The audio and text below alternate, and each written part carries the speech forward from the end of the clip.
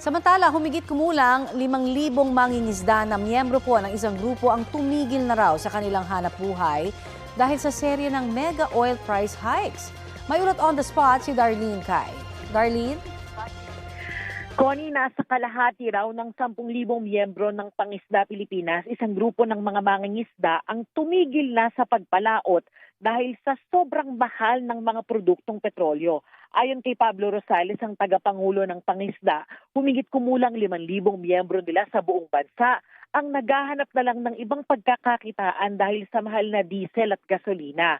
Ang isang container halimbawa ng gasolina na dati ay 250 pesos lang, ngayon umaabot na ng 500 to 600 pesos.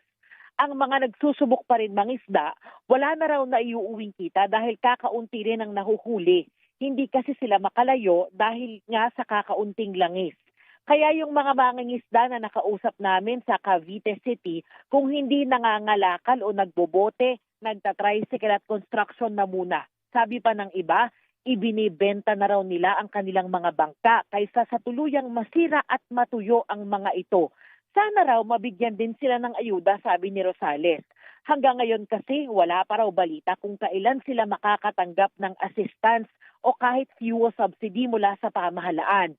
Sinusubukan pa ng GMA News na kumuha ng karagdagang pahayag mula sa DA o Department of Agriculture at sa Bureau of Fisheries and Aquatic Resources o BFAR. Pero sa pagdinig sa Senado kahapon, sinabi ng DA na nakikipagpulong na sila sa isang grupo o sa ilang grupo ng mga mangingisda. Para raw sa municipal fishing sector, maaari silang magbigay ng direktang financial assistance para sa langis.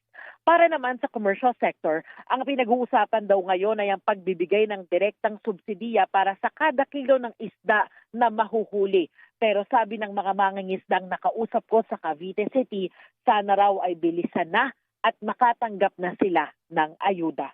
Yan ang latest mula rito sa Cavite. Balik sa iyo, Connie. Maraming salamat, Darlene Kai.